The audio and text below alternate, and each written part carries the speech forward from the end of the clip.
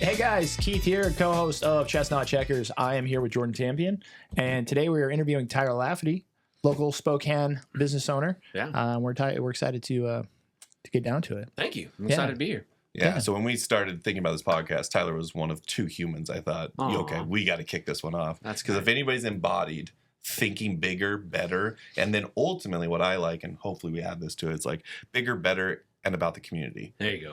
And I feel like, I like it. what we're going to dive into is that kind of Totally. persona as we go through it. So Yeah, super excited Love it. to have you. Thank you. Sweet. So since you guys have more relationship than I do, and I'm assuming a lot of our listeners here, tell me about yourself a little bit, Tyler. Yeah. How'd you get your start? Are you Spokane native, first of all? Born and raised. Born and raised. Proud of that. Absolutely proud of that. Went to University of Washington, so got out for a little bit. Okay. Went to Seattle and came right back. Thankfully, my wife was up for it. She's from Seattle, and we met over there. But we raced back to Spokane and have been here ever since. And Nice. So just have an absolute affinity for this community, being here. I was joking with somebody the other day. We were talking about how when I brought my wife back to Spokane, we were like, hey, where should we live? And I was like, that's not a question. I grew up on the north side. Like, that's where we're going. Meet or She's like, die. well, have you been? South Hill is really pretty. I'm like, no. We're going. I regret that. Not that I don't. I still live on the north side. We've lived there ever since. But, I'm like, man, what a numbskull I was, because South Hill is gorgeous. There's so many good places in this area. Yeah, So I'm born and raised here. Love it. Have been working kind of in this area. In the digital marketing space, mostly. That's where most of my work has been. I was lucky enough to get into the internet in the mid-90s and kind of better understand that business and kind of what was going on. And I parlayed that into working for some larger corporations here in Spokane initially. So I worked for, if any of you remember, Keytronic. They're still around. yeah. It's still around. Great manufacturing company, has done a lot of good things over the years. I managed their first website. I actually built their first website for them and managed Nice. that in the mid 90s. And so did online marketing for them, moved over to Telect and worked there. And Wayne Williams, who's a brilliant guy, he was running the company at the time. He cared deeply about the internet. And so we got to do some of the coolest things. He invested so much money. We had a huge 13-person web development department in the early 2000s, maybe even late 90s, and that was unheard of. Like, we were the biggest web development group around, and being in-house within there, he just showed how much he cared about like doing that work at that time. And that was like old school. Like, you had to build the sites. There weren't all these like templated companies out there. 100%. You were Yeah, building yeah, the you were templates. which I have to always put a caveat. I am not a builder. I was lucky enough to understand the business side, and which then parlayed into a few years later, 2004. I recognized that I wanted to be my own boss, wanted to start my own thing. I had a couple side hustles, started a small marketing company, had started a small web development company, but they were always that like after work thing, and you had your clients and you were hustling to do that. 2004 was the first time that I actually took all this information, all this knowledge, all this experience, and said, hey, let's do our own thing. Was lucky enough to find a really fantastic partner. His name's Nick Murto. He and I started 7-2, which was our first company, and it was an agency, digital advertising agency, so building websites for other people. Again, I'm not a designer, I'm not a developer, but we hired the right people and created the right environment to build, what I want to believe is, wonderful agency that was here in Spokane, and still is, 20 years later, still kicking. And so, it's I've done a million other things that we can certainly get into along the way, but it's been awesome. So I got a million questions, but I'm going to start with just because I'm based on what you're saying, I'm thinking, first of all, so how you've been around, like I said, almost 20 years. Yeah. How has the business of that world changed in 20 years? And how have you managed to stay relevant? Well, you can imagine one of the big changes has been, it was so much about computer screen, right? That was and literally the hence of the name 7.2 is in reference to 72 dots per inch, 72 DPI. That was the old resolution of a computer screen. That progressed over time to mobile. And all of our clients were starting this mantra of mobile first, where you had to start to think about the experience with the customer to be mobile first. And that has changed dramatically in terms of like the amount of traffic that first comes from mobile, and then and sometimes primarily and only from mobile to then like desktop or tablet or that kind of thing. And so that's been probably one of the biggest things, is just rethinking that experience for any user. And then of course in the beginning it was very much about website, email, a little bit of online advertising. I mean, we used to do one ad on the top of Alta Vista, right? And it was a 728 by 90 ad. It was the one thing that was the advertising, was like this one space, or then it became a few more spaces. And then like that's the early stages of kind of where we were at, and that's grown over time. Now that advertising is everywhere, they've found a way to embed it in so many different things. That type of advertising, because the bandwidth have increased and all that kind of stuff, has totally changed, video and that kind of stuff. Social came on board, which became a whole new game changer, where of course organic, that, companies themselves were creating their own social media content, and that was valuable. But now it's like, hey, we can actually start to use this as an advertising medium. So then you have paid and you have organic. So that's been really big. Needless to say, the technology has changed. So from just straight up HTML, which was the early days of building a website, and it just kind of grew so and grew and grew. Each one of those shifts, were you guys like planning and prepared for it, or is like, did any catch you by surprise, or like, like to me, it'd be like easy. Like I feel like you could be a ringer for like 6 years in your industry. Do you want me to give you the authentic answer, or the one I want people to think? I want people to think happened. No, I mean, the true answer is a little bit of both. I mean, we're catching up and like recognizing that this is going on, but we don't have those type of people, and we need a different type of developer, because this new code is really where it's going. And so there, at any time, there's always this little bit of internal development that you're doing. And I mean internal in terms of internal at the agency. Like we've got to figure this out, and we can't bill a client for this. So we've got to kind of learn on our own, but to then be able to hopefully put into, and then you're also hoping you're betting on the right thing, because as things are changing, how much time and energy do I put into this to see? So as you build a little bit of an understanding of how to do this, or your team does, then you're like, okay, can we get clients, can we do it for clients? And then if there's not enough traction there, then you of course pivot and do something else. But it's definitely a little bit of both. I think we kind of stuck to what we were good at. We were never the large, hey, let us come in and let us think of just huge, big ideas for you that you'd never thought of. I kind of explain, a lot of our clients would come to us with a half-baked idea. Hey, we have this marketing campaign for this new show that's coming out on MTV, on Paramount, on whatever. Can you help us with, can you actually give us some ideas based on that and take it a little bit further? So it always came to us like, that it was kind of half-baked. And I liked that. I think our team, we did have creatives on staff who could then run with that and do some really good stuff, but we weren't doing big brand plans for, brands and that kind of stuff. It was, a lot of the work we did in the early days was for AT&T, and AT&T would have, AT&T.com. We did not design AT&T.com. That wasn't what we were good at. They would say, hey, can you actually build out this section of AT&T.com for us? Maybe it's a new service or these new phones, or we actually did the first iPhone website for AT&T. So, and it was an absolute clone of what Apple had done. And I love telling the story. There was one point where we're like, I got you. Our team's working on this project, right? And we're like, building the iPhone website. Of course, we can't talk about it. We're totally NDA and all that stuff. And at some point, I'm like, we got to get this thing done. Like, where are we in the approval process? And they're like, oh, Steve's looking at it. I'm like, who the hell is Steve? Like, Steve's looking at it. They're like, Steve Jobs? I was like, oh, that's a level of detail. If you're looking at the website that AT&T is putting out, like, he's the guy approving that, which kind of cracked me up. But that was very typical of the work that we did. So, like, that kind of stuff. Hey, help us build out this section or this kind of piece or that kind of thing. And so, or, hey, we have a new social media campaign for this product. Can you help us, come up with some ideas for that? We do and have over the years a ton of video work. So Amazon is a big client of ours. So AWS, hey, we've got all of these softwares that run on top of AWS.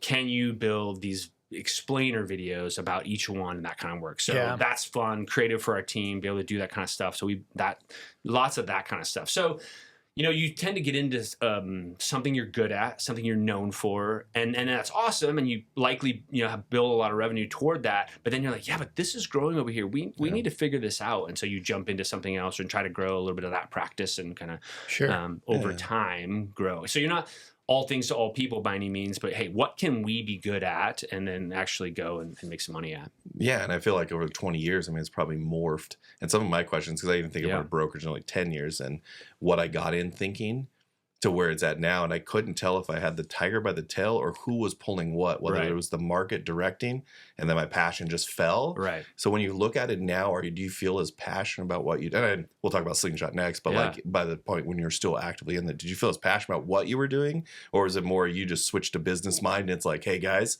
we have this horse.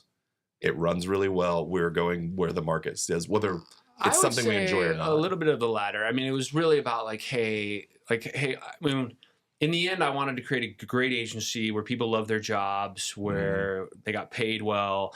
And you can't just go do whatever you want in an effort to build that, right? You have to follow the money and to be able to ensure that we're keeping people on payroll and that kind of stuff. And so what I learned personally about myself is, yes, I loved the internet. I loved that medium. I found it. And today I still find it super interesting the way you can connect with customers and what that looks like.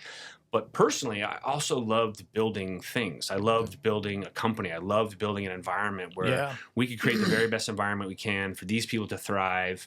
And so that was really fun for me about kind of switching it as like, hey, what does that look like? And I'm getting fulfillment from creating this great company where people are enjoying their jobs and love to come to work. That was really more important to me than even the medium that we were working in, right? And being passionate about the internet per se. It was more about really loving that. So how do you divide your time really when you look at it that way? So I'm correct me, I just label things, but like what I was, talk about earlier is like innovation, right? Like you got to be innovating, right? Or following market innovation. But then there's also like day-to-day operations, there's fulfillment, there's sales. So like when you have to look at your day and your time, how do you try to divide your time?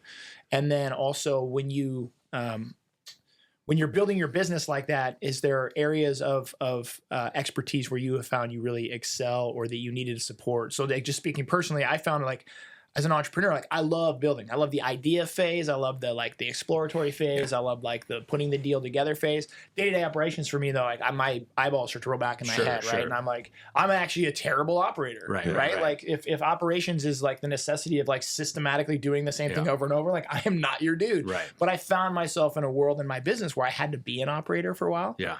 And it was like this huge aha moment for me where I was like, I'm terrible at this. I need to find someone to do this. And then like my business actually was like, I was the one in the way, right? Yeah. So I'm just curious from your perspective. Well, I'll kind of answer that probably in one big answer. What I found for me personally, or where I spent my time, I had to look at, intrinsically, where am I most valuable to this company? How do I add the most value? And then where do we need to bring people in who did you do that naturally or did somebody? No, I did that naturally. Because I wanted to show up and be the very best for this company. And like, hey, I got to figure this out. And it came down to three things. And it probably was a little retrospective over time as well to recognize like, oh, you are good at these three things.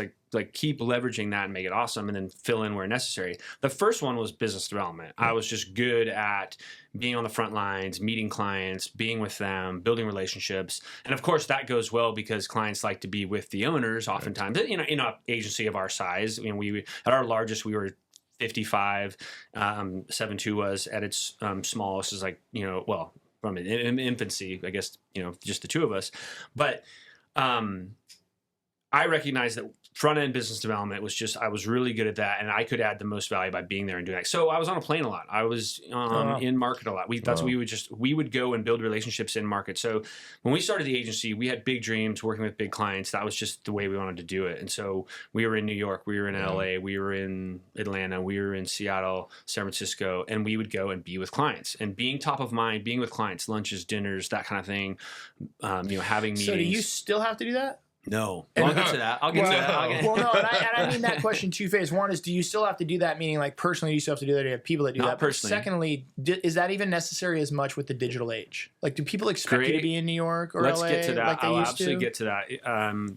Yes. They still do. And that might be a bit of an opinion on my part, not just a general, hey. Well, I like to hear that because I believe that. Yeah. But I think a lot of times we can fool ourselves into being like, oh, things are so digital. Like, I can do everything via Zoom. Or what COVID changed that, and we're getting so comfortable with Zoom or this and that. But there's nothing can replace that face-to-face, that connection that happens and the value of that. Yeah. And so if you create this agency, or now we have multiple agencies that do this, you still have to kind of over-index on being with them. So I'll talk a little bit more about that. So one, business development, I knew I was good at, and I should probably add as much value there as I can.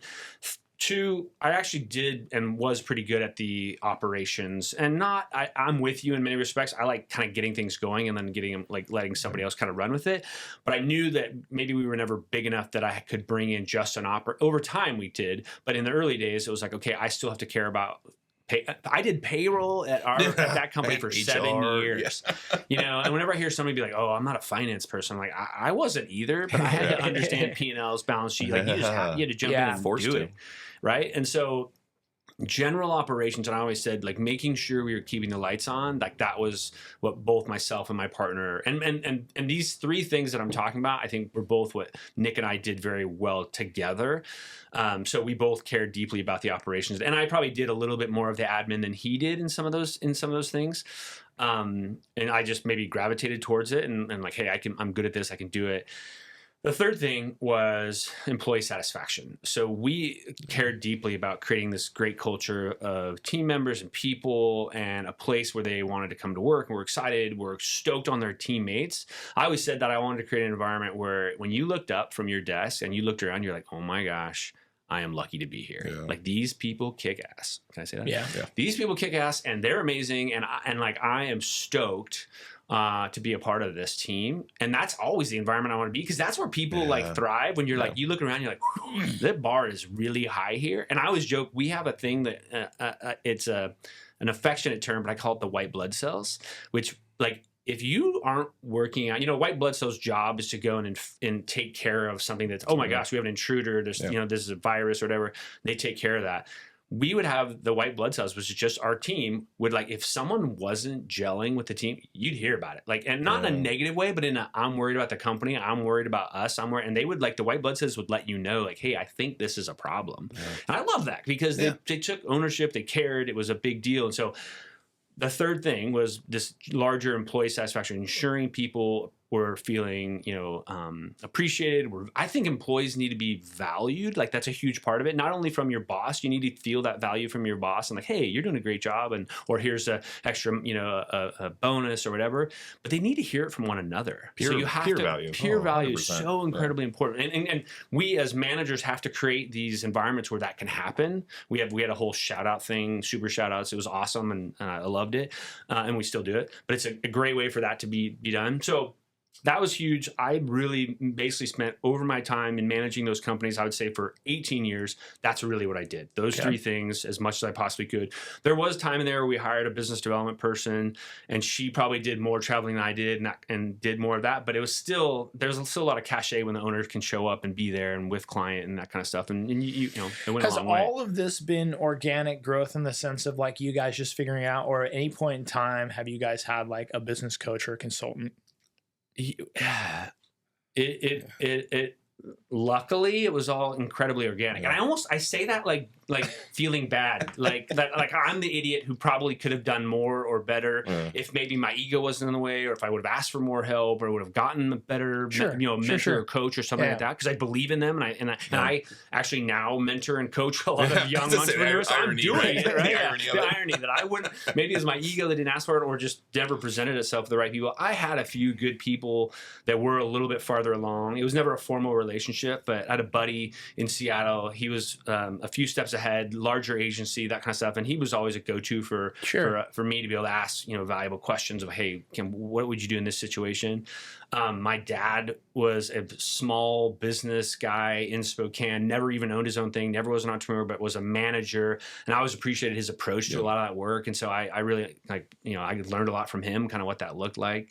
But yeah, we were just kind of lucky enough to make some fairly decent decisions along the way that kind of benefited us. We're like, oh, that's working. And and not to say we didn't have our own, bad decisions or, hey, that didn't work. But for the most part, there was a lot of good stuff that kind of came along, that we did. And I will say this, I jokingly, we beat a dead horse. And what I mean by that is we would just thankfully my partners are patient with me in that they would we could talk through things and talk through. And so ultimately we would make the right decision because we deliberated about it a lot. Yeah. Not to this is going to hurt the business if we don't do something sooner or later, but it was just like, hey, let's make sure we get this right and let's really talk through this. Or maybe we can do a soft launch of this idea or that kind of stuff. I think some of our approaches were just the right way that we could iterate along the way and make a better decision or that kind of stuff. And well, one of the things I noticed is hearing you speak is you're passionate about what you do, but you also seem to have this secondary kind of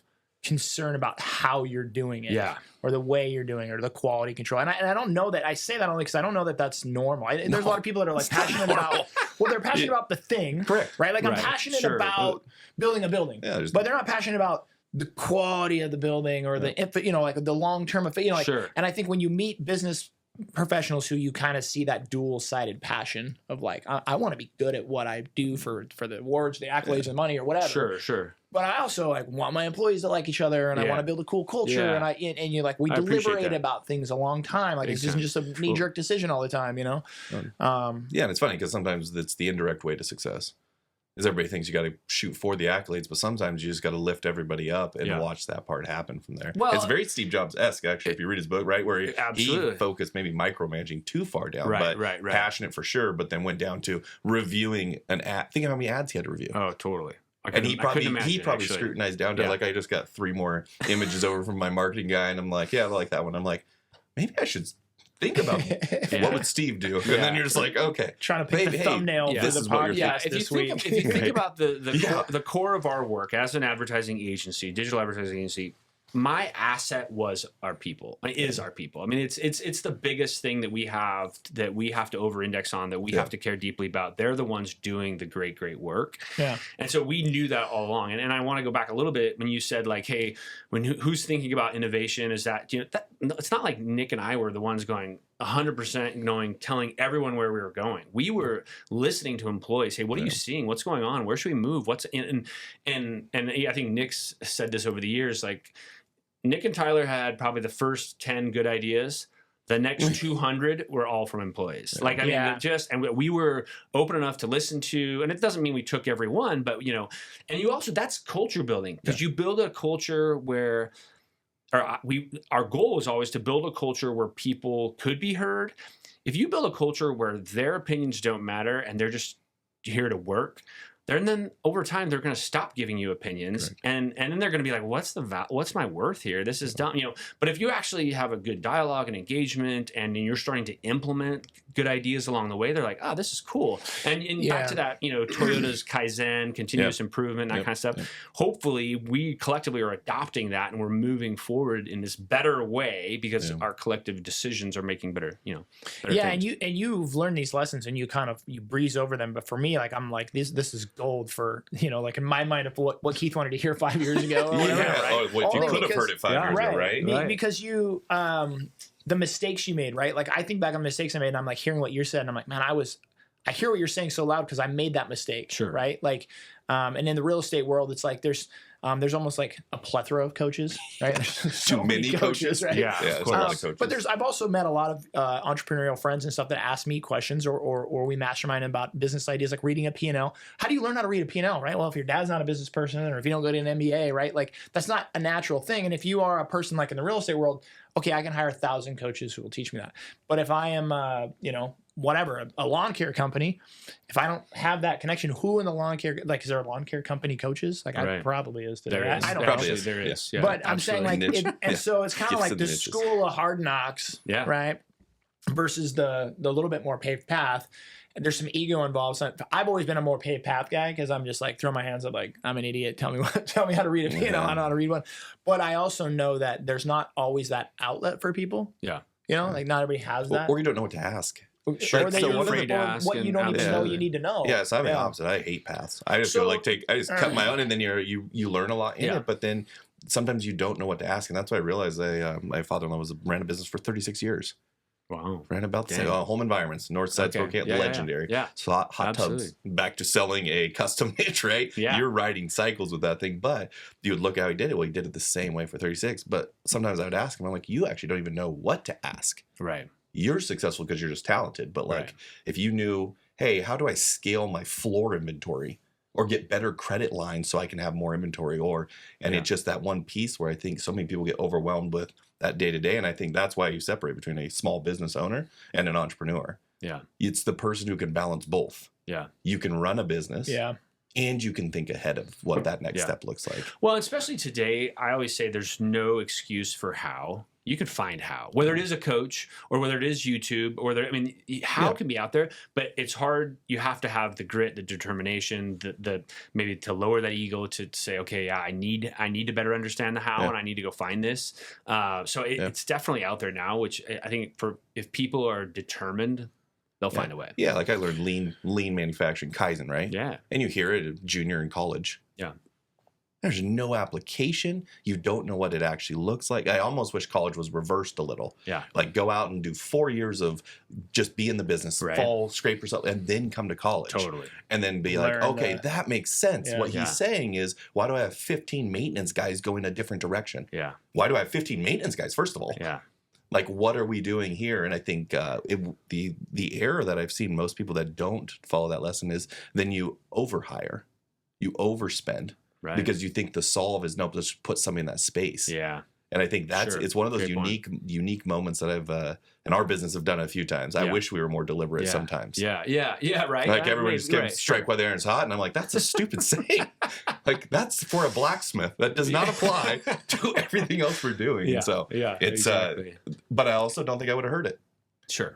Right. I always think of that. What advice would I have given? And I think, but well, it's really sage wisdom, things, right? Yeah. Because I would say if I ever heard you and didn't know you, I'd be like, oh, well, how can you be an innovative company?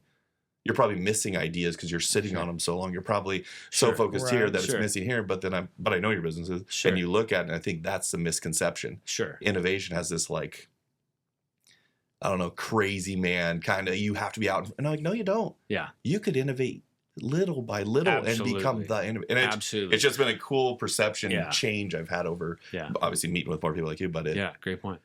Well, and there's always that balance, right? And I mean, I guess, no innovation's not good. And if you're just like constantly innovating and not doing anything or have the quality, so it's getting the right people around you. I mean, again, so much of that ideas where we didn't innovate, new code that we, decided to go into or do, or, was because of people that we had that were talented and they were bringing it up and then they could execute like, hey, I can learn that, I can do that. And so it all, back to hiring is such a huge deal of surrounding yourself with those really talented people that can make that, can make it happen. Well, that's what keyed me on this thought initially. And I'm going to circle this whole show back to Chestnut Checkers is one of the things I wish I'd learned so much earlier. And I've seen friends do it better. And I'm hearing you saying is like, when you value your employees and you give them a voice and they feel like they're a part of it, it does so many things in the sense of like, they have ownership of it. They want to stick around. They're not looking for another opportunity. They're not trying to start their own firm. They're like, I'm valued. Like there's so many, but it's also a very unnatural thing for a person who's an entrepreneur or starts a business who's talented themselves to not build it around themselves. Sure. Like to not want to be the face or the name, but not only that, because at the first part of your business, you're probably the most likely person for that role. Like I am the most talented person here. So we are going to build this to support me so that we can build it. The issue is though, is that's not long-term sustainable, scalable. No. Or if it is, it also puts you in as the entrepreneur in this position of like, you're going to constantly be in this thing doing, you're not going to end up really owning a business. Yeah. You might own a brand. You might have a bunch of support stuff. You might get a bunch of money. Yeah. Right. But what I hear you saying and heard you say, and I bonehead and go, man, I wish someone had said that to me earlier. Or the listeners here is, if you really want to build a business and you really want it to be successful, don't make it about yourself, or it can start that way, but you need to transition. But when you start to hire people, you need to start looking through that lens of like, what do they bring to the table? And then how can I really like lift them up, promote them? How can the next 10 best ideas come from my people and not me? Whereas like my natural inclination, right, just like raising my hand was like, I always thought I had to be the guy. Yeah. Like, oh man, like things are crazy. I better come up with some new ideas, or I better figure out how to fix this. Yeah. And never once for the first like 10 years of building my business did I think like, who here could solve this problem tomorrow? I was like, I need to solve this problem tomorrow so I can go in and tell everybody what the solution is, right? Yeah. And it was just a way of thinking that really held me back. And what I'm hearing you say, and I'm like, wish I'd have heard, was like, don't do it that way. Yeah. Well, I think there's lots of ways to do it. And I think you likely did it the way that was needed to be successful at the time, and you had to do that.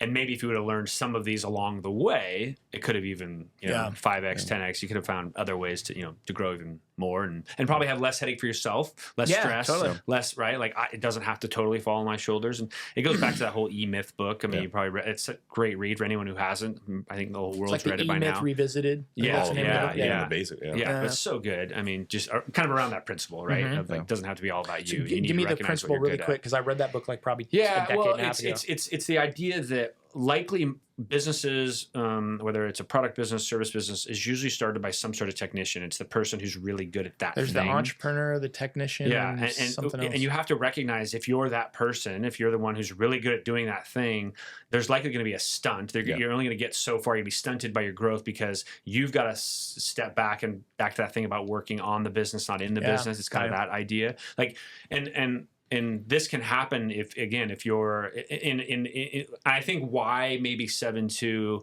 and 14.4 and Strategy Labs has had such great success is because we were not always the technician. We weren't always the ones doing it. We were the business people that were like, how do we build the culture, the team, the infrastructure to make this a success and not just around us and that thing. And so you really have to step back. And sometimes it's absolutely okay to have a business that's just around you. And if you don't want to scale and that's what you want and you're happy with that lifestyle, more power to you. That's not typically the entrepreneur who wants to grow and build and do bigger things. And so, you just have to think, okay, how do I step out of this a little bit and potentially find someone to replace me in that proficiency that I had and added value for the business to doing. I've got to maybe, find somebody or even potentially a couple people to do that work, which as entrepreneurs, we all freak out because that means cost and expense. And oh gosh, right? So, but again, in that effort to step back and to be able to work on the business and grow it that way. Yeah, it's kind of on that employee side because I think humans are the reason I feel like we do it, but they're also the hardest part because you're constantly balancing personalities. That is so true. But they're the most rewarding. Agree. I actually think of like having a kid sometime where you're like, gosh, she might be the hardest thing I ever, but every day it's worth it. Totally and so rewarding. I over agree. 100%. 20 years, what were the top 3 traits of your best employees that you found? Like, so if I'm starting out and I'm like, I want to bring on that next person, are you looking for the person that showed up to the interview 10 minutes early? Are you looking, what were like some like cues or things that you found? Because I'm terrible at it. I'm a naturally trusting person and probably get swayed a little more. I have a few. One, the person who's absolutely passionate about the work, and I'll always ask somebody, whether it's designer or programmer who we're interviewing, I'll be like, hey, I've seen some of this portfolio you showed us. Show me like the passion project. Show me the thing that you're working on. Oh man, I'm building this game right now. Cool. Hold on one sec. Let me get it on my phone and show you. And you're like, what? And they geek out and they're excited and they start telling, and you're like, oh, okay. You take this to the nth degree. You love this work. I love hiring those types of people that are super excited to share their dreams with you and show you stuff they're working on, that kind of stuff. Like that's huge to me. And so that's a big one.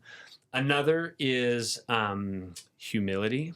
And so like talking through with somebody and just kind of trying to get that vibe. Are they a humble person? Because humble people want the team to succeed. They don't want all, they don't need to have all the success and all of that. They absolutely want the company to do better, and they understand that whole, the rising tide floats all boats. They recognize the value of that, and we've found that humility in team members is monstrous. Like that's huge deal. And then I think the third one is just like somebody who is. This sounds corny, but it's so true, is a good hang. Like somebody that we called it the beer test. Like we would say, and I think Google calls it. I called it the 6 beer test. The 6 beer Can you literally hang with me?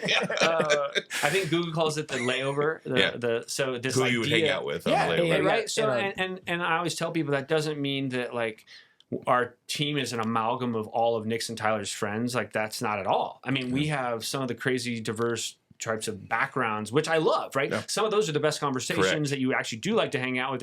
And so this idea of are they people that are gonna like that you'd want to be with? Because a lot of people just hire, again, back to that technician, they'll maybe just hire the person who's, I see this in corporate America a lot. Correct. And a lot of our clients, they hire somebody who's really, really, really, really, really good at this thing. And they can do their job really, really well. Yeah. But they might be really bad for culture. Yeah. And they might be this really hard person to work with. You see that in sports teams a lot, right? Sure. Like that's where it That's resonates with me, painful. right? You're hiring elite athletes for every role, and I'm sure those locker rooms have some interesting dynamics, Oh, right? yeah. And when you kind of see these magical teams, whatever, people say, the 86, whatever, and it's that mesh of that, right? Yeah. It was like a bunch of talented individuals, but also kind of buy in, but probably realistically pass the beer test with each other, right? Absolutely. Would go hang out, or talk, or have a good vibe. There's good culture. They're in it together, right? So then you start to layer those on. The humility comes into that. The excitement for the industry or the thing, like is on part of it. So they're sharing. I mean, it's just it creates that gel. So kind of like passionate about their craft, humble or humility, and then that third one is basically like a good culture fit, a good vibe. And then with passion, because there's a double-edged sword of passion. Did you ever meet with somebody that did show you that app and you're like, this is really good. This person's going to be here for 2 years? Like, did you ever have like a metric on that where, because I think some people just naturally will evolve into that. And I'm okay with that. Yeah. Which sounds crazy. Yeah. Because there's probably a lot that we can learn from that person. Yep. Nick and I have always had this philosophy of employee first, company second. And what I mean by that is, if you came to Nick and I and said, hey, I found this other job and I'm leaving and we're gone. And some employees will be surprised when we don't counter. Because if you come to me and tell me you've done the research, you found you're either something's not maybe totally right for you here, B, you found something that you feel is right for you somewhere else, I'm in your corner. I'm behind you. I'm cheering you on. Yeah. Like, it's going to suck for us. We have to rehire and all that. And yes, we have countered, of course, along the way too. But likely if I see it in their eyes and I just know that they want something else, or they're, going on to a bigger thing or to start their own thing, or whatever. We've had a lot of people start their own thing. Yeah. So being an entrepreneur, you inspire other entrepreneurs, which we've had to totally be okay with. And I hear a lot of people, be upset with that. I'm like, hey, listen, like if that's right for them and they want to, and we've actually hired some of those people back. Yeah. It happens, right? Like that happens too. And if you leave this open door and be like, hey, I love you, you're awesome, and like go kick ass and do your thing, but like, hey, we're here if it doesn't work out or whatever. And I've also over time, some of those people mentored and helped in their own new thing. And like, I want to be there for you and see you thrive. I think it's a mindset thing, right? It's framing. I mean, I think you can even frame your business, your company, not necessarily as a stepping stone, but even when like, hey, listen, we can also be a talent filter, right? Like we can be a moment in time for people. Like, I can hire a talented programmer and I know they're just going to be here for a couple of years. That's fine. But I'm going to get 2 great years out of them, develop a great relationship, maybe build some new systems that they can teach, but not have to be, tied ego-wise to like, they're leaving me. Yeah. Like, what does that say about me or my company, or why would they do that? Right. Like that sort of ego, I think, gets in a lot of like young entrepreneurs or business owners. Because for a lot of people, like for yours, it might be your 52nd employee. But what if it's your one guy you decide to hire to come help? Yeah.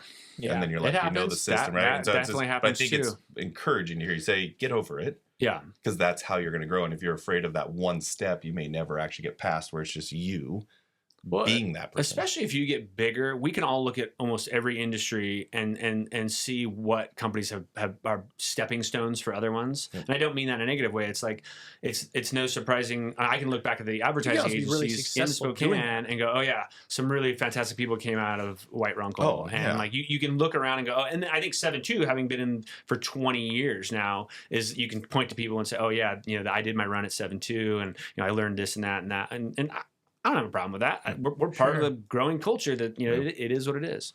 Yeah. Well, one thing I love about this show is we are speaking more to the person and versus the industry. Sure. And so one thing I think that I want to pull out from everybody is, so you worked for somebody that whole time. Talk through the mindset shift of, I'm going to go out on my own. Right? Was it you had a client, felt comfortable, but like put us in your head 20 years ago when you launched it. Yeah. And then ultimately I'm going to ask you the same question of how you decided to stop as early as you did and do Slingshot. Sure. So those kind of two. For me and Nick, I mean, I kind of speak for him. we were both very entrepreneurial minded. Had, like I said, started little side hustles along the way, and that was there. When I walked the halls, I mentioned Keytronic earlier. When I walked the halls of Keytronic at 22 years old, 23 years old, I always knew in my head, I'm either going to be the CEO of a company like this, or I'm going to start my own. Always knew. Now, play that out. If I want to be a CEO of a company like this, there's only so many of those in Spokane. There's only so many spots. Like, okay, I'm probably going to have to travel and live in a different market, multiple markets. I don't know if I want that. Yeah. So then the alternative is, okay, if I start my own thing, then I can be the boss, do it here, and make that a reality. And I think Nick felt very much the same thing. And it was really about getting the courage and probably the funds, the money, because when you make it your day job, and this is the thing that's paying your bills, and your wife's looking at you cross-eyed like, what? Like, this is what you want to do? Yeah, well, we're now. And I think it was like we finally felt that, like, okay, now's the time. And we didn't have a client. We didn't have any one big thing to run to. I jokingly remember sitting in it's now called Chapter and Verse. They used to be called Magna Sanborn. Yeah. When they went out on their own, they were about a year ahead of us, and so they had their own space, and they kindly let us crash in their conference room. Was our first office for the first couple months, and I kid you not, I remember Nick and I sitting in there staring at each other, much like we're doing right now, and going like, okay, so what's somebody's on the call, right? Yeah, exactly. Like, when's the next job? Like, do we have anything on that? You know, and like that was hard, and that was really hard. But you have a trust in yourself. Yep. Yeah. You have a belief in what you're doing. Then you go. It makes you hustle. You know, and I remember when we landed some of those early jobs, how elated and happy I was. And so I think there's innately in many people, you kind of have it or you don't, this idea of like that's gnawing at me. My dad, again, a great business guy, ran other people's businesses, general manager, that kind of stuff, but never, he talked about doing his own thing, but just never had the courage to maybe go out and do his own thing. What was the hardest part? Like if you look back, because we have a very similar story. I know, but I think a lot of people, you work up every reason why it doesn't work. But it was hard. Like I remember, is getting over the fear. Yeah. Right. And I'll even say this: getting over what I was lucky about.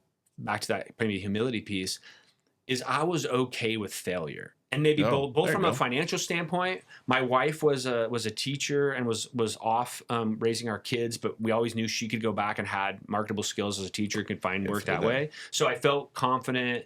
I felt confident in my own skills to be able to go and find another marketing job somewhere and be able to do that. So like, okay, if this doesn't work out, a lot of people don't have that. So they can't get over this idea of like, well, what if I fall flat on my face and don't make this work? And it causes people to kind of back up and be like, nah, I'll just stick with what I'm doing. I'm gonna totally butcher this, but I forget what it is. But there's like 300 phobias in the world, but like the fear of failure is like 4 or something like I'll that. Believe it. You know, it's one of the big ones that like. And I'll say this: I think it's exacerbated today. This is my own opinion. I think it's exacerbated today because of social media. Oh yeah. Even though you're visible. Not on there, well, maybe you are. You're saying, "Hey, I started this agency. This is what we're doing. This is awesome." And then 67 posts later, you're not. Yeah. And you're maybe like, now people. So I think people even like they are scared of, well, if I do fail, everyone's gonna know. Yeah. And the truth is, no one really cares. Yeah. No one cares when you do fail. They're probably in your corner rooting you on, and if they do care, they're probably not your friend. But if they're probably in your corner helping you, want to pick you up and help you down that path. But if you can then go find the next thing and be excited, I never wanted regret. I never wanted to be like, oh, remember we talked about that? Yeah. We were going to start that agency and we wanted to go after big clients. That would have been so cool. That to me is the worst. That's my greatest fear. Regret sucks. Yeah, totally. Yeah, it's so true. Well, and I think as a young entrepreneur, I learned that I utilized kind of putting myself in uncomfortable positions as like a motivator. Wow. Right? So like going out and being like, okay, I'm going to strike out on my own, or I'm going to I'm going to start this new product launch. And then that kind of like, hey, if this doesn't work, I'm screwed. Yeah. But that pressure would be like, that's what kept you at the office. That's what got me up early. That's what had my brain cranking at night, But then at some point in time, I had a business coach, and he's like, that's not necessarily like universally a good thing. You don't actually have to do that. Business, right? Like you should maybe find another way to like be passionate and motivated without like pushing the limit, right? I will say this though: if we're on the vein of potentially trying to motivate entrepreneurs or listeners of this podcast, I will say this, and I'd like to think about this. A lot of people look at their current job, their one employer, and their one paycheck. Yeah. as the safe thing, right? Yeah. Like, well, I could never do what you do because that's risky. I can't jump out and do that. I'm like, I have multiple sources of income. And not even you look at one client or one company with multiple clients, right? Then you have multiple sources of income, right? Yeah. And so I'm like, I look at people now and think that you're crazy. Like you have one, you're hoping this company keeps doing, and maybe it's because I've been through layoffs. I've been, that's been a tough thing I've seen. I've had to do it, unfortunately. So I know what that looks like. Like that scares me when someone's totally on betting on the one thing. Yeah, right. So if you are thinking about entrepreneurship, it's like, hey, you might be able to build something. It might be painful along the way, but you might be able to get to a point where you build something that you're like, hey, I have a lot more streams of income. This is a lot safer. I'm using air quotes, safer to do. You're more diversified, right? Than that guy hanging on one employer who can make a decision and that job's going. Well, and I think about that all the time because you're like, well, what do you fall back on? Like I remember one of our agents was making $2,400 a month. So after taxes, what's that, 16? That's lean. Yeah. And I was like, why don't you just commit full time? Convinced her to commit full time. She makes $280,000 a year. And she's like, remember when we tried to live off that? And I think sometimes it's that ability to let people see past that stuff. Of course. But it stops so many people in its tracks. And I feel like that's one big difference that separates people is the ability to think through it. Now you look back and you're like, that wasn't even the hard part, right?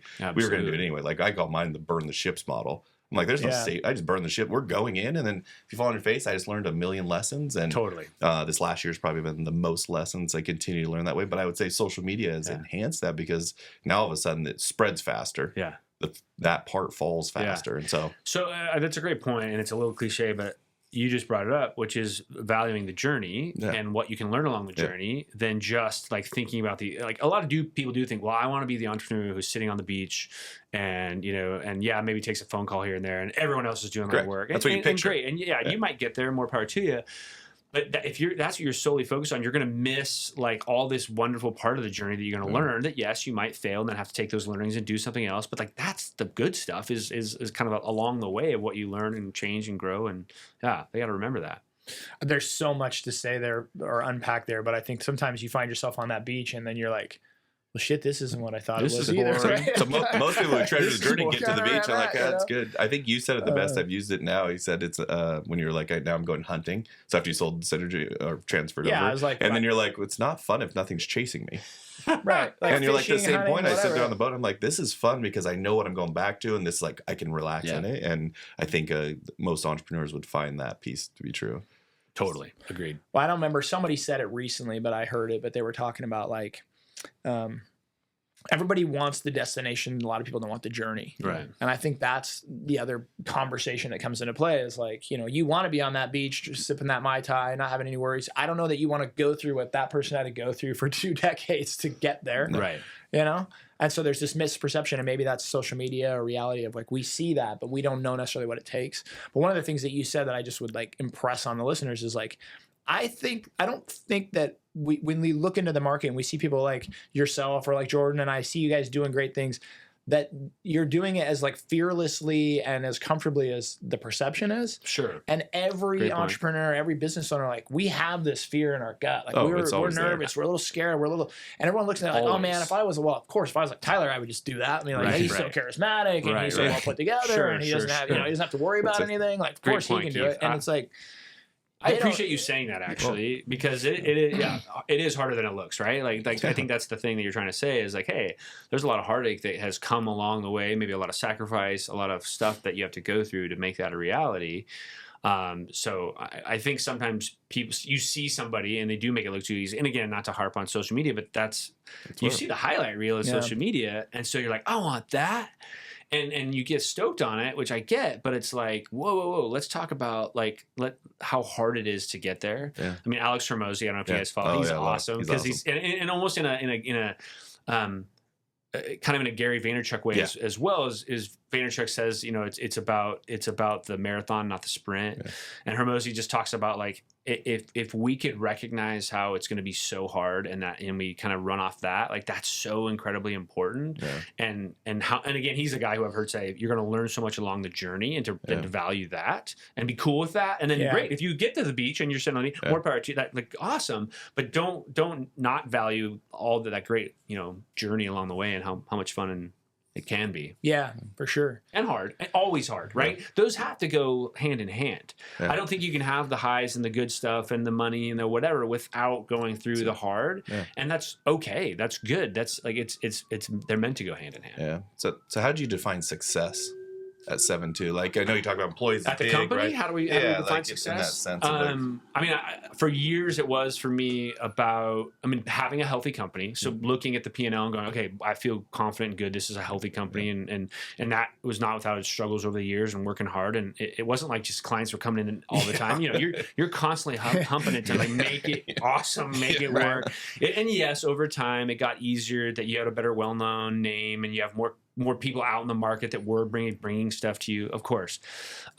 So I would say like having a good, strong, healthy company was incredibly important. Yep. And then I would honestly measure it on the culture. And I'd almost say, well, ask my employees, like if they're telling you how horrible it is here and how painful it is to work here, and it's just, I'm getting by it, then I'd be like, oh my gosh, we are failing. Yeah. But success to me is like, oh no, I love it here. And this is awesome. And I feel valued and I'm challenged and I like to work. And like that to me is certainly the value of success. And yes, I want to make money along the way, both for my employees, both for me. Sure.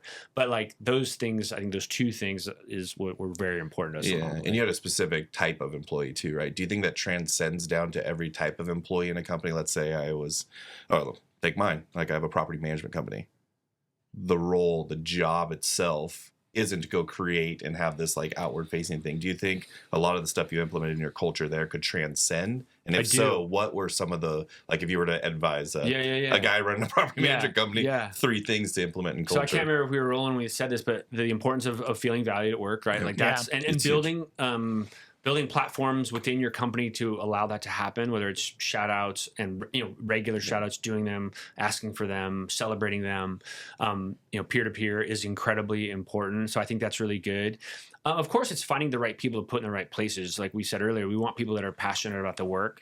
And sometimes it's not just passionate about being a property manager or doing this certain thing, but it's like being of service to others. Like this, you can tell she's really stoked on making sure those, tenants are happy and that she takes pride in that work, right? Those are the people I want to find and work with that, so I do think there's some of those things that definitely cross over and transfer. And then of course, making sure that they feeling valued is not, yes, of course, I love the peer-to-peer, but we as bosses, we as owners, we have to be conscious that we're doing it on a regular basis. And it can show up in terms of a bonus. It can show up in terms of payroll, making sure they're well compensated or fairly, and competitively compensated. But don't miss the fact that it's also important to go and literally pat somebody on the back and say, hey, you're kicking butt and I love what you're doing. And that sometimes that goes farther than the bonus. That goes farther, right? And so Nick and I used to joke that we would like talk about an employee and be like, oh my gosh, she's amazing. She's doing so good. I know, isn't she? And no one tells her. And then we forget to tell her, right? We wouldn't close the loop, dialogue, right? And you're like, and so that was kind of after we would like kind of be excited about somebody or whatever. We're like, okay, who's going to tell her? Like, or both of us need to at her next whatever. Like we need to tell her, and you need to make sure you're closing that loop and not just thinking about. So, I think there's a wonderful practice that I call spotlighting. Is if you're sitting in line somewhere, you're waiting to do something, and you have time, you pick up your phone instead of going to Instagram, instead of going to something else. Send a spotlight, send a text to somebody who is doing good things in your life and is like, whether it's personal, whether it's business, send them a little spotlight. For me, and this sounds weird, but it always shows up on Thursdays or Fridays for me. I don't know if I'm just in a better mood Thursdays or Fridays or whatever, but I'm like, send it. And it could be to random people who I care about. Tyler's but I been drinking again. Yeah, I know, exactly. Jesus, 10 a.m. Did you get that same text? Yeah, exactly. I'm awesome again. So totally. 3 o'clock on Friday. Yeah, but that is such a big deal in terms of, and you can use those little moments. I love that. That's a great because one. You're focused on it, but it sounds to me like you're purposeful about it, right? Like you not only do you realize its importance, but then you put purpose behind it. And for me, that resonates for me really well because I tell this story so my wife knows about it. Okay. But I literally at one point in time put a reminder in my phone like Wednesdays at 7 and it was like, tell Joey you love her. Yep. Right. And it was just a thing of like, I, for so many years, was trying to do it spontaneously. Yeah. And then I'm like, dude, you're an idiot. You're a systems guy. You only do it if it pops up. Honor it's on your that. Know calendar. that about It yourself. was like, yeah, so it would be like, give attaboy, you know, feed dog, Totally. tell wife you love her. And but it works. It works. Right? And even now that she knows it to my, you know, she'd be like, okay. But, you know, but hey, she appreciates the fact that it's important enough for me that I put a reminder on my calendar. 100%. Right. 100%. And I think that's something people need to hear, because for me, for so long, I just wanted to be this like naturally, and then I realized like you're terrible at it, you know? Well, yeah, because you think the great part of an entrepreneur, what do you really do? You solve problems. That's all we do. Right? I mean, See, yeah, absolutely. I talk to Joel all the time about this. We very rarely focus on what we did well. We'll recognize it so we don't have to change that piece, but Right. all we focus on. And so sometimes what we found was the miss was the people that did do their job, did really well. We forgot. It's not where your attention's going. All right? of it's Yeah. going Yeah. towards the thing that didn't work, So the thing good. that's there. And I think that's why being an entrepreneur is so hard. You're covering so many roles. Yeah. And I think that's an Great point. easy one you could do instead of scrolling. Yeah. Send 2 texts. Like Joel, it's one he does every week. He'll send 2 handwritten thank you cards. Oh, yeah. That's Yeah. gorgeous. Like what are Beautiful. like some other ones you implemented that like the spot? Yeah. That's great. I'm gonna try doing that one. All the Yeah, time. that one was a big one for me. I mean, and I mentioned it earlier, and I'm a huge fan. And I'll tell the story. I've told it a million times, but it's worth reciting probably to your audience. Is 15 years ago or more, I went to Nick and I was like, "Hey, I've got this idea.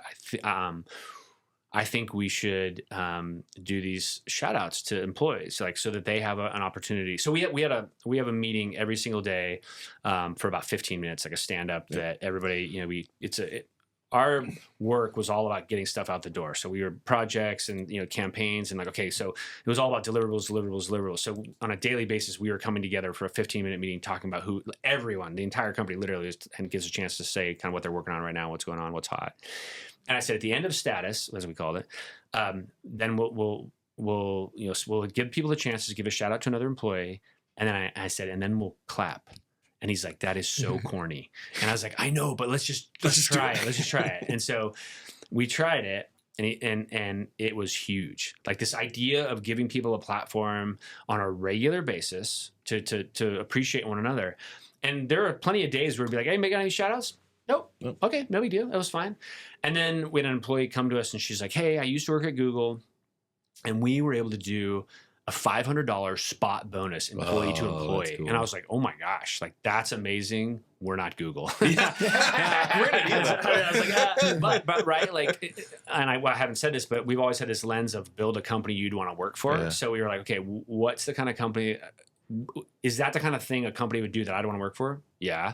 Okay, how do we do that? Yeah. And so we came out with super shout outs, and a super shout out. Every employee had the ability once a month to give a $50 gift card to another employee for going above and beyond, for really being, you know. Right. And so when we were 35, 40 people, let's say, and we would maybe do 10 a month, 11, 12. Like it was very special. So it didn't have to be every single person had to do it. It was just when it was really special, somebody, you know, had gone above and beyond, and you really wanted to honor that. Yeah.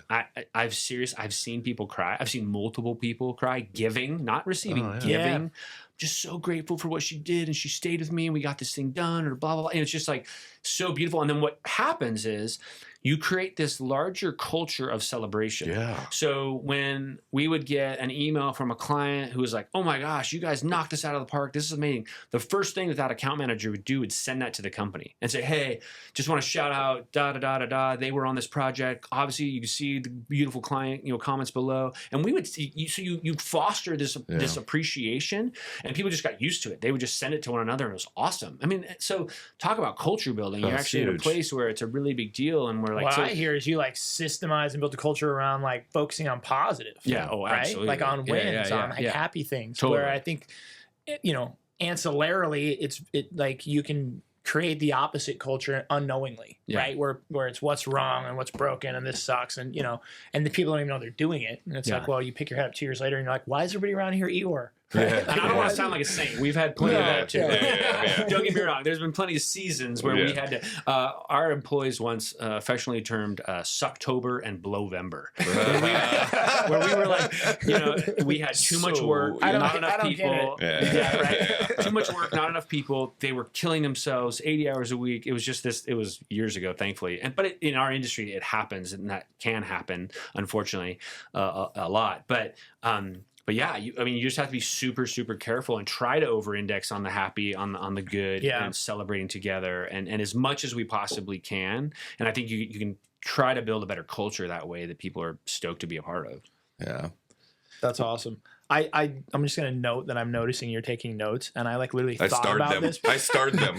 I literally almost pulled out my phone and text Joel. Shout outs, dude. And we can't use super shout out. We'll come up with another game. Atomic shout out. Me and Jordan were talking about this podcast, and I'm like, well, it's kind of a selfish endeavor for me. I told you, it's very selfish. Cool people and learn things. And then I was like, but is it too corny to take notes on your own podcast? And I see you taking notes. And I was going to put notes of questions so I didn't forget them, but then I was like, well, that's actually pretty usable. I'll write that down. No, that's good. I appreciate that. And one part I want to dive in with you, because I'm fascinated by this. So I think a lot of this podcast will delve in somebody's journey from an entrepreneur to getting to where they want to be. So you did the unthinkable, which is you stopped early and then pivoted to what I would love to do one day and created Slingshot, the whole nonprofit thing. So one is, how did you decide at the top of a mountain to not keep climbing and instead go back to the bottom and build another one? If you could explain kind of that thought process, because I think not everybody we're going to interview will have that part of their story. And we get pitched a lot to fund different things. Some of my frustration is I feel like nonprofits are where you go after your career's done. So you're kind of out to pasture, and you're like, hey, let's let some of this wisdom get passed. And very few active people get into it, and obviously impressed with what you're doing. But, well, that's kind. Maybe give a little backdrop on Slingshot itself, just for Keith and the audience. So I'll kind of tell it in the journey. For me, one of the things I've loved to have done over the years is share with young people in high schools, colleges about different career opportunities, different jobs, different things, and trying to get them to dream bigger about maybe things they hadn't thought of, not just doctor, lawyer, dentist, teacher, fireman, but hey, what else is out there? So at 7-2, one of our clients for years was Nintendo. So I would go in and talk with middle schoolers, high schoolers, heck, in college, and I would say, how many of you love video games? And of course, all these hands would go up. And I'd say, awesome. How many of you ever thought about, designing a video game, programming a video game, doing the music on a video game, being a project manager on a video game, working in the finance department at a video game company? And, kids are like, what? Well, someone had to do that to get that game to you, right? They're like, yeah. And so you start to build this whoa, I hadn't even thought about that possibility, that reality. It's like, well, yeah, because we kind of choose what's closest to us, or what I know my mom does or my dad does, and I have a familiarity with that. And so I loved that work. I loved telling people about the internet. I loved sharing what we were up to and all that kind of stuff, these different jobs that were in it. So I would talk about what designers do. I would talk about what a programmer does. I'd talk about what a project manager, talk about business development. And I love that. I love sharing. So had been doing that for 25 years. So much so that I was giving this talk that was called What I Wish Someone Would Have Told Me. And it was just this advice that I was giving mostly to college kids, but high school, college, but hey, you're going to get into the real world. Let me give you some advice on kind of what that looks like. And again, dreaming bigger about possibilities, talking about the value of networking. I would get down and literally talk about the value of self-care and talk about things like meditation and working out. And again, I just wanted you to be your best self. So I'm going to give some tips to you. And I got a lot of really, really, really positive feedback on that. Not only from students, but from some adults that heard me saying, Tyler, this is good. This is really valuable information. What are you going to do with it? I'm like, I don't know. Keep doing this, talk where, when I'm asked. And they're like, well, no, you should put it into a book or something. And I'm just egotistical enough to believe that I should write a book. And so I did. And so in 2020, I wrote a book called Be More Like You. And I did it as a story. There was a business book that I had read about a young guy who had started an agency and wanted to think about potentially selling his agency, and so he got advice on what that would look like. And we weren't even like wanting to sell our agency. It was more about you had to build the best thing you possibly could to even have it shiny enough that someone would want to buy it, which was really kind of, I wanted to be able to make sure we were as shiny as we possibly could be. But I loved in the book, it was this mentor-mentee relationship where this guy would go to this other guy who'd been down, path before him and would get some advice. And so I basically wrote my book that way. So it's a story about a young man who happens to be in college. And again, I don't push college all the time. I'm for what's right for you, whether that's 2-year, 4-year trades. But in the book, this happens to be this young man. He's in college, not loving the classes he's taking. And his mom's like, hey, let me introduce you to an old friend. She's an entrepreneur. She loves helping students. Well, she's me. It's a woman named CJ. And CJ takes Rory, this young man, under her wing. And she introduces him to basically, I codified kind of all my thoughts into this thing. And I called it the IDEAS framework. It's an acronym: introspection, design, exploration, adaptability, and service. I needed a system. You joked about being a system guy. I needed something to be able to say, hey, this is what we're pointing to, and you could follow this path, this thing, this blueprint, and it could help you down this path to figure out what you want to do with your life and kind of better understand that. And so you follow Rory's journey in the book and their relationship of kind of what that looks like. And I use that novelish form to be able to kind of get that out there. And again, I finished and I handed it to people I knew that needed it. And I was like, all right, I'm done. Like, this is it. Right. And people were like, Dad, this is gold, Tyler. What are you going to do with it? And I'm like, I don't know. And never had thought about wanting to start a nonprofit. I've sat on many boards. I've mentored, executive directors. I've helped in those ways. But I was like, I don't know if I want to ever start my own. Sure. But kind of got pushed and pushed and pushed. And I was like, you know what? It's actually a good idea. We should teach these principles where we can. Where did that mostly show up? In schools. And so started the nonprofit, and now we're coaching these principles to young people, high schools, colleges. We do online courses. We do like group coaching online. We do have our own online course. Like I said, we do one-to-one coaching. So trying to find ways where we can maximize. I jokingly laugh that I step back and be like, this works. You build something. You build something. And you're like, I've talked to people about this, but then you see people using it, doing it, lighting up, building plans, getting excited about what they're doing. You're like, holy moly! This. It's not the only way, but it is a way, and it can work if you actually do it. And so that's been super, super rewarding. So to answer your question, how did I get down that path? I wrote the book while still being in the trenches and doing all of that, just believing. So, and I always like to tell people this, and I think it's worth saying. A lot of people I talk to are like, "Oh, I've always thought about writing a book, but I just don't have time." And I'm like, "Hey, I didn't have time either. I ended up waking up an hour earlier every single day." And was able to then make time in the morning, right? So I'd get up, I'd do my workout. I'm a spiritual guy, so I do my quiet time and with my Bible. And then from 7 to 8, I would write. And I would someone said, write 500 words a day, just get it out, get it down, unedited, just get it going. And then once you get it together, have an editor help you kind of cull it together and to ultimately the form that it becomes. So I always just like to tell that to people because I would love to see more people write books because I believe they could and should. But they have to make time, not, I don't have time. You have to make time to do it. I've been waiting for the time. Yeah, exactly. I'm waiting for the time. Trying to find the time. I'm going to tell you, make time. Wake up an hour earlier every single day. Which will ultimately you're actually the second person who's told me almost the exact same thing. I had a buddy of mine whose dad wrote a book, and he said I wrote for an hour every morning. And I don't remember if he said the 500 word thing, but 500 words. It's consistency. It's writing's just consistency. Well, he just said you just need to write every single day, and he's like, it took me a year if you want to. So my book's about 42,000 words or something like that, 45,000 somewhere in there. But it took me a year. And I was probably writing 5 days a week. So I'd probably about 5 days a week where I was pretty diligent about making that happen. So I'm finishing this book, but I'm also getting to a point in my career where I'm lucky enough to have some other people around me taking management roles, doing good work that I can trust. And 2 of our companies are already set up that way. So 14.4 and Strategy Labs have 2 partners in. Nick and I have 2 partners in who are doing really great work already, and they were running those companies. So 7.2 was kind of my baby, mine and Nick's. That was our day job. That's what we were doing.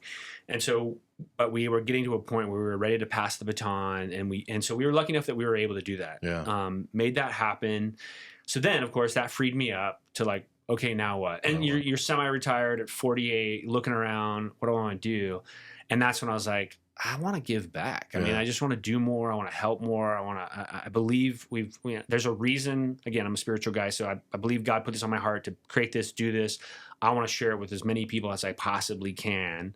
So right now in Spokane alone, we're working with over 3,500 kids that are doing our program, that are in the schools that we're at. So can I ask a question? So like when you went out to approach these schools and stuff, like how does that go? Yeah. I mean, because I imagine if Keith calls like, whatever, Wilbur Elementary tomorrow, and like, listen, I want to teach these creative ideas. So how did that? We got to write the book first. Great, obviously. you got to write the book. You have to. Well, did you get invited in? Did you ask to be in? So I've been doing work in this space for 20 years. Okay. So I'd already had lots of relationships. I was well known. I'd created a software. Well, my company had created a software program called Access to Experience that was getting more professionals into classrooms. So I'd been doing a lot of work in this space and like was known for a lot of this work, especially locally. So you weren't having to launch from zero Not from zero. And then the first person I hired was a woman who'd been in the Spokane Public Schools for 28 years. She had relationships. We knew this. So we started this and basically started going and talking to different people in this space, both principals and administration, other like nonprofits that were helping, and kind of let them know what we were up to. And then we would find ourselves in conversations like at Riverside High School up north, where they said, hey, we do this thing called advisory, which is typical. A lot of high schools do it, where we give an hour, whether it's an hour a week or an hour a month, where kids can focus on their future and what that looks like. And if you talk to most principals, they'll tell you, and they were kind enough to be authentic and honest with us, like, well, we don't do it very well. We don't. We have it, but we're not really guiding kids very well. And so they're like, we're telling them what we're up to, and they're like, that could be awesome. Yeah. And so now I hear from principals who say, this is our North Star. Like, this is really valuable content that we use on a regular basis. So our model when we work in schools is coach the teachers. So we coach them up on our stuff. We'll coach them. So we have like kind of a weekly program that we'll do. We'll coach them on what that is and what they're going to deliver that week. And then they go and deliver our activity or whatever that thing is we're going to do that week with the kids. And we walk through the ideas framework together on kind of what that looks. So right now we have 2 program managers. We're in, I want to say 6 schools, maybe 7 that we're currently working in. And sometimes it's 9 through 12, sometimes it's 11 and 12, sometimes it's in advisory. We're up at Mount Spokane High School, and we actually show up in English and social studies. And they take time out of those classes to do that, and so they believe in what we're doing, and so that's really awesome. We do it there. We do work in colleges, so we're doing starting some work with Whitworth.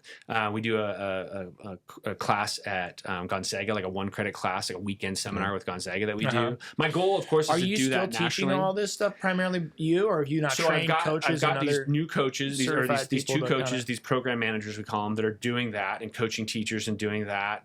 We've had some other coaches that we've certified that can be like one-on-one coaches. Yeah. I did our first cohort of our online coaching program is called the Academy, and that's really what my dream is how do I really take this and grow it nationally? I mean, I can go talk to every high school in America, sure, but how do we really get to the kids and get them excited and get them in this program? And so the idea was, let's build a virtual guided group coaching, 5 weeks, where we come together once a week, do group work together, talk about the ideas framework, go through this, teach kids on what we're doing. This coach kind of works with these kids, 20 to 30 kids in a cohort, if you will. And then they have work to do. They have our videos that we have. They can go watch. They can go do the online course basically and as homework on the side, all of our activities and resources, and do that. So what's the premise of the whole kit and caboodle? Like you walk a kid through it. What would be like the hope for that kid? Like that by the end of it, they're clear about what they want in their life. By the end of it, they have the tools. Or what you would think was, I want them to totally know the thing that they're supposed to do with their life. Yeah. I don't, right? Because I was like, that's if you figure this out, exactly. Can I take you? I always tell people it's not a path to singular discovery. We're not trying to find the one thing you're supposed to do. Will you potentially find 1 or 2 things that are absolutely aligned with who you are as a human being, your core skills, your personality, your interests and passion? Yes. And yes, we are trying to do that. But what I really am trying to do is to build a process, a new process for you to go about trying to figure this out, because you might employ it at 18, at 22, at 27. I've seen people do it, later on in life. And then I also want to teach you a mindset, that growth mindset of Yeah. how do I approach this? How do I make this happen? How do I, and that when I see these kind of things, I can do this.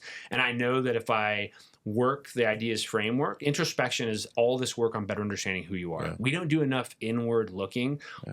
What are my top 3 core skills are likely different than your core skills, likely different than your core skills. Sure. So getting us to identify what those are, better when you know what those core skills that you're uniquely and innately gifted with, and you start to put that into a job type that leverages those core skills, that feels good. That work is good. So if we can get kids to recognize that and start to do this work, start to understand about yourself, and then what are the job types that leverage those skills, and then let's dream big about industries that you're excited about the video game industry, and show you how you can connect the dots to move in that direction. Let's go talk to our ultimate goal. We push young people into having conversations with adults about the work they're doing. Right. Tell me about a day in the life. Tell me what you love about your job. Tell me how you got here. And so you start to build these relationships, your network. You start to network and build these relationships with people that can help you down that path. And I've seen it where people have gotten jobs from those relationships, and maybe not, right away, but a year later, 2 years later, but they're in your network and now they help you. But what you see is you see kids light up and you see kids go, oh, like now I see how the dots connect and how I can make this a reality for myself, how I move down this path, how I can do it. And so what I hear time and time again is kids say, you helped me realize I wasn't dreaming big enough. How small I was thinking about, and like I could really do all sorts of things. Like that's when I love it, when they kind of realize that. I had these 2 girls come out after I was talking up at Mount Spokane once, and they're like, Mr. Lafferty. I'm like, yeah. And they're like, you helped us realize we're never going to settle. We're never going to settle. There's your motto. I was like, oh my gosh. I'm like, this is awesome. They're like, yeah. And I love that, right? If a young person recognizes they're worth it and that the time and energy that they put in it's going to pay off for them, that's gold. That's the good stuff. Well, and I think it's such a different time. What I love about it is my only knock on school is it was designed to help when machines needed humans to do things. Right. So it's literally designed around to just put yourself in there. And my favorite Albert Einstein quote was like, everyone's a genius, but if you ask a fish to climb a tree, they're probably not going to be good at it. Right. And so I butchered the quote, but just as there. Great. And it was one I was thinking about. I was down in San Francisco, actually really fun pitching a VC firm, but we got done, me and my brother, and we hopped in a Waymo. First time I've ever been in an automated car. And I was like, I didn't think in my lifetime this happened, but now play that out. Now jobs that we're being trained for in school won't exist. Right. And if you can't help people think outside that step of it, I'm more than impressed with all the stuff you're doing. And I think that's the feedback I've ever heard from it too. So all my friends are teachers and they're saying, hey, that's going to be one of our struggles. You do need to know history, right? That's relevant, but we're not preparing them. Like loved Gonzaga Law School.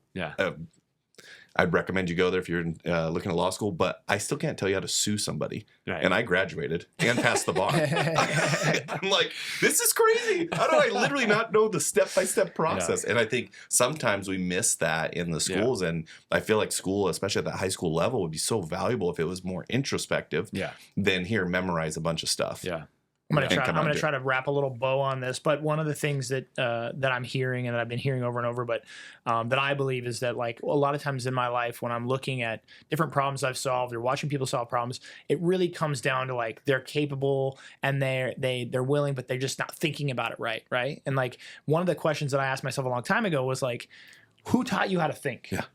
It's a weird question if you think about it. And most of us learn how to think because of our parents or a teacher we had, but a lot of people I don't think have self-reflected enough to be like, how do I actually process, categorize, systemize, like what is my, and so what I hear you is like, you kind of have given them like a framework and like a way, like, hey, here's a way for you to dream, to think, to analyze, to assess that you can carry with you for the rest of your life. And it's not like, hey, we got to figure this problem out. But you can take now this way of thinking.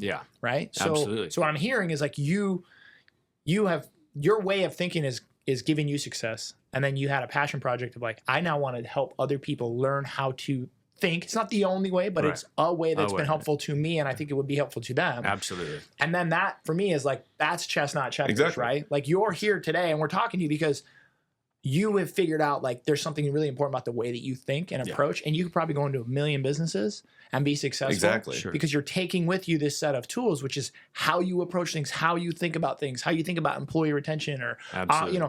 And so that's what I think is really cool. Is that like one of the main premises here is you're gonna be able to listen to and hear people who think differently, but also are aware of like that's important. Yeah. Like how I think is important. Agreed. And teaching other people that I either work with or around how to think that same way or similarly that's a huge difference maker. Absolutely. Right. Well, it's the difference maker. And I think too many times that fear just comes from the unknown. Yeah.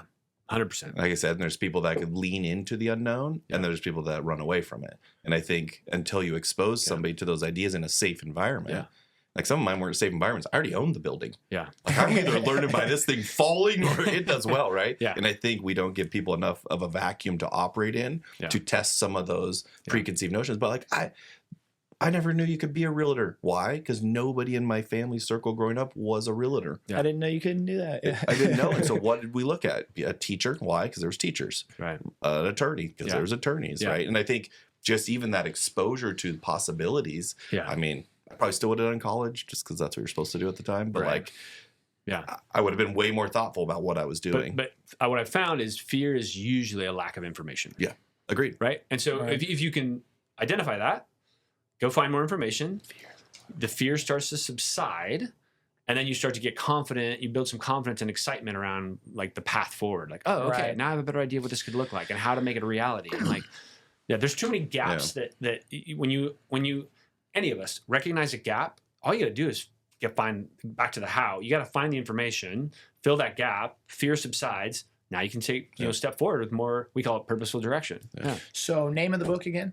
Be More Like You. Be More Like You. It's a good read. I love it. And I like how you did it in a story. Thank you. So it's a super easy read because you're just like following along the story. So the framework isn't like, here's a PDF, here's ideas, here's what we're supposed to do. It's like you're watching that. And I always say it's really good. It's a good script for parents. Yeah. So even if your kid doesn't read it, but a parent reads it and then can start to ask their child about some of these things. And hey, let's take this test. Let's look at this activity. Let's do these things together. And like to get them start talking more about what that can look like and starting to process those things. Yeah. What's the age range of like the kids that you think where it starts to make an effect? Like 11, 15, 12? like 16. 16 okay. Yeah. I used to say 16 to 24. Until a 27-year-old called me out of Seattle and she's like, hey, I hate my corporate job and can you help me like move in a different direction? I'm like, absolutely. Yeah. So I think and this, we jokingly say 16 and up, and we jokingly say that we wanted to start the silver edition, which is like, what do I do when I retire? And I'm trying to figure out my next 44. plan. Yeah, exactly. Well, I got one more for you. So you'll appreciate this. Someday, I want to do the camouflage edition, which is hey, you just came back from service and you're trying to figure out, I gained all these skills and now how do I integrate back in and what does that look like? I would love to do the camouflage edition and like do that. And it's like Dude, for the ideas framework. Partner with that. Wouldn't that be cool? Yeah, because it's the most difficult one. So think of Joel, right? So absolutely. the whole for 8 years, I was like, what do you transfer to? Right. You're helping special forces logistically move around a guy. And I was like, property management, obviously. I mean, come on, does that take a lot of thought? Obviously. And you look at it and I'm like, no, but if you dive deeper than the job to the skill set, and to your point, it's like you could apply this in so many ways. Yeah. But if you don't know where, and then you're taken from an environment of a militaristic type approach, and then you're in a creative, like some people may not exist just because of that transition. And so you have how to transition into a company and a place where people don't have respect or don't have these elements or every voice is supposed to be heard. Right. Crazy, right? Yeah. Oh, that would Wait, be a we good listen one. to everybody here? Yeah, exactly. one guy telling us. Well, Tyler, thank you so much. Absolutely. Thank you. Love to have you back again too. Let's do it. A potential second episode in the Always future. up for And that. so appreciate your time. And just wrapping up really quick. I like to bring something Spokane local. What are you seeing and feeling in Spokane right now? Like what's your passion there? I think that we're doing a good job. I spent a lot of time on the entrepreneurial ecosystem and kind of trying to build that. I've been a part of that for 15 years now. I think we're seeing Spokane have better access to capital and that kind of stuff. Yeah. We're building bridges and relationships with things outside of Spokane, which in turn we're seeing more, some companies coming here, which is exciting. So I love that. I think we do have a beautiful place we know it to live and to be and to, it's not just about your day-to-day work. It is about what we do on the outside and the lakes. So do we you visit tell and people the about mountain Spokane? Or are you one of those secret guys? Yeah. Are you like one of those? No, secret- no. Are you Hold like, it to myself. don't Probably a little tell bit of both. I mean, Yeah. there are times where I'm like, I don't want that person to come to Spokane, but like, hey, you should come to Spokane. Yeah, Draw no, the line. I definitely don't want to increase our traffic and all of that, but Yeah. I Right. definitely want to. We do have a gym here, so yeah, I think there are good things happening on that front, and I am seeing more and more. I say young people, but later young people, late 20s, early 30s that are like, you know what, Spokane is pretty great, and I'm wanting to come back. I want. Yeah. It's not for everyone, and it's not going to work for everybody, but there are people that recognize it who maybe grew up here that want to come back because it's, hey, there's some good stuff happening, and they want to be here. So I I appreciate love that. it. I love Awesome. it. Well, both you and your companies have been a huge catalyst here, Yes. and so can't thank you enough. Thank you. Yep. Appreciate it. Appreciate Thanks, it, guys. guys.